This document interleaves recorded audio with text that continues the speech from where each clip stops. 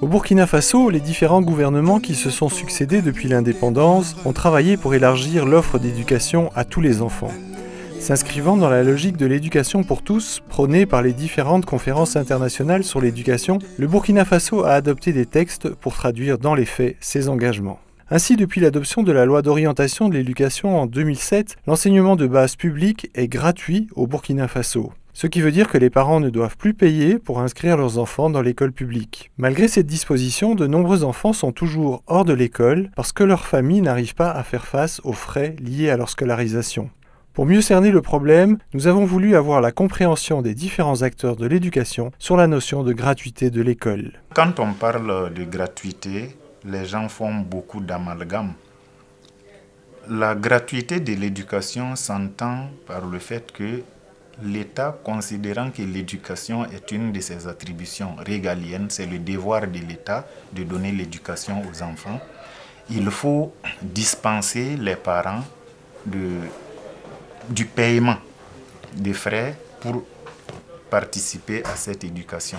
Pour notre part, en fait, la gratuité de l'éducation s'entend par le fait que aucun parent ne doit justement verser une quelconque contribution pour l'inscription de son enfant à l'école primaire.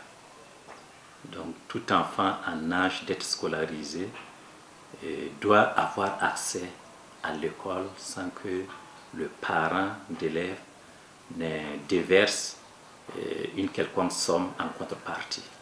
Au départ, il y a eu une forme de quiproquo entre l'État et les communautés. Et je crois que le mot gratuité, je ne sais pas s'il y a un autre mot pour dire véritablement ce que l'État a voulu faire comprendre, mais en fait l'éducation ne peut pas être gratuite. Elle a toujours un coût.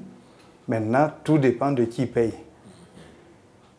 Et à partir de ce moment, ce n'est pas véritablement une notion de gratuité, mais c'est en fait une dimension qui veut dire qu'on soulage les ménages par rapport à leur obligation de scolariser les enfants. Et à partir de ce moment, l'État a essayé de mettre en place des dispositions qui permettent que les parents ne soient pas obligés de payer pour inscrire d'abord leurs enfants à l'école et ensuite de payer les fournitures scolaires pour que l'enfant fréquente. C'est à ce niveau donc qu'il faut comprendre la notion de gratuité telle que, je crois, l'État a voulu la proposer aux communautés. La gratuité pour nous, c'est trouver des cahiers, des livres et tout ce qui concourt à l'éducation de l'élève à l'école, là, l'État puisse mettre ça gracieusement à sa disposition à l'école.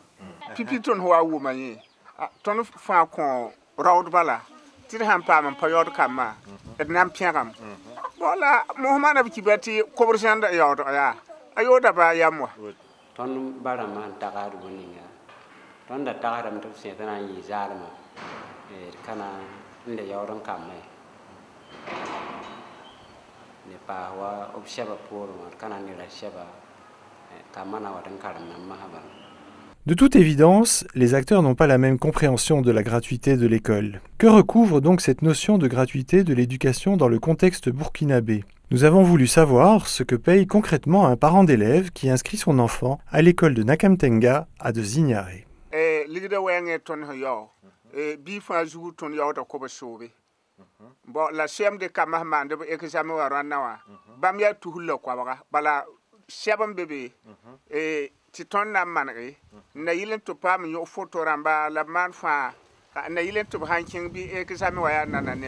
Pour opérationnaliser la gratuité de l'école, l'État a pris des dispositions qui doivent s'appliquer dans les écoles du pays.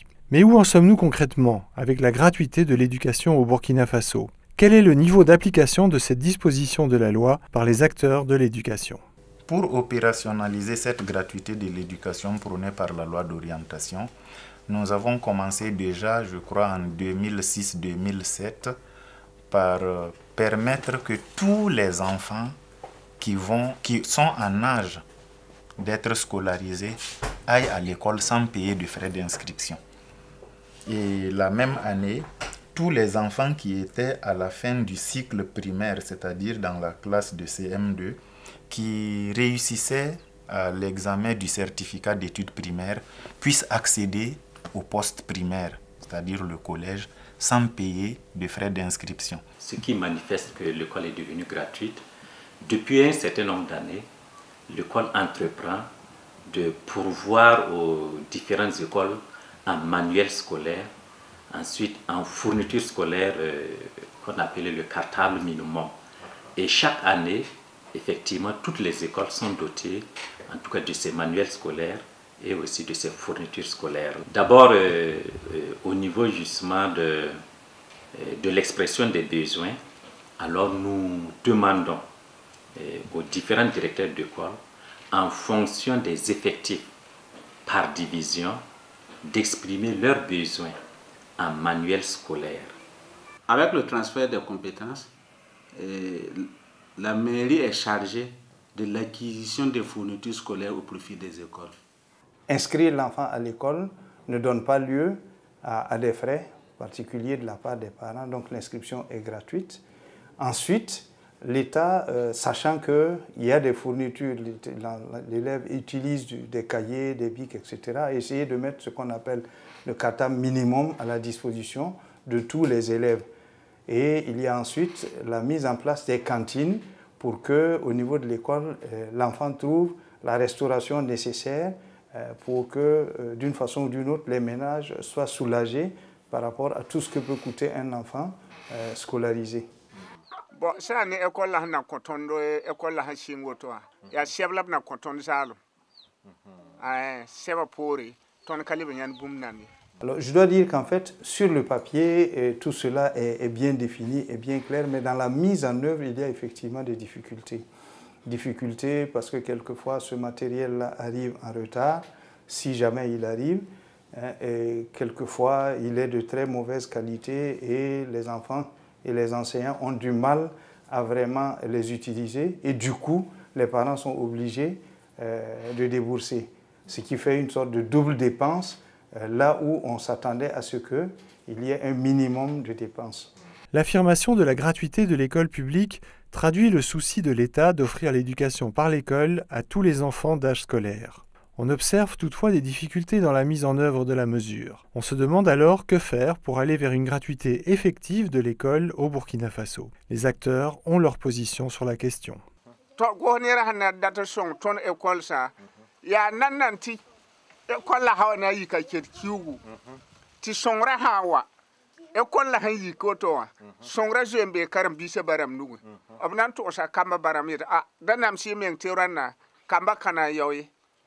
Gohnera songa yamni ligdi e kamba yuringa bon la hamba ti kornga yikinta pusuka ti bam ya nan songa ya bam kaman bumbala. Pour nous, c'est de repenser la notion de gratuité ensemble avec tous les acteurs. L'État a une responsabilité constitutionnelle que personne ne veut lui enlever, certainement pas. Au contraire, on a même tendance à lui imposer de respecter cette obligation. Mais maintenant, on sait qu'objectivement, il a des limites. En ce moment, il lui appartient d'organiser les acteurs, les parents d'élèves, les ONG, les associations, le secteur privé, pour poser clairement la question de la gratuité au milieu de la table et se dire, voilà ce que nous souhaitons faire, quel peut être l'apport de chacun pour que tous les enfants du pays aient accès gratuitement à une éducation de qualité. Aujourd'hui, l'inscription des enfants est gratuite dans les écoles publiques du Burkina Faso.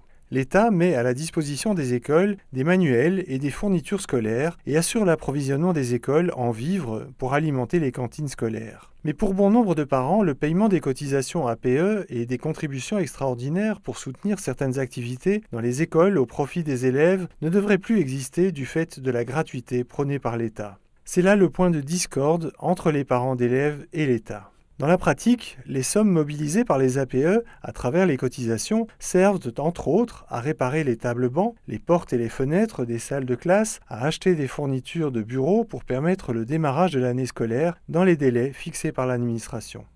Pour réussir la mise en œuvre de la gratuité de l'éducation au Burkina Faso, il faut une bonne synergie d'action entre les structures de l'État et les parents d'élèves. Il faut arriver à requalifier la notion de gratuité pour lui donner un contenu clair afin d'éviter les malentendus et de faciliter sa mise en œuvre. Par ailleurs, avec le transfert des compétences, les mairies sont chargées de l'acquisition des fournitures et des manuels scolaires au profit des écoles. De ce côté aussi, il faut veiller à la qualité du matériel commandé et distribué dans les écoles, et approvisionner les écoles à temps pour faciliter le démarrage des cours dans les délais.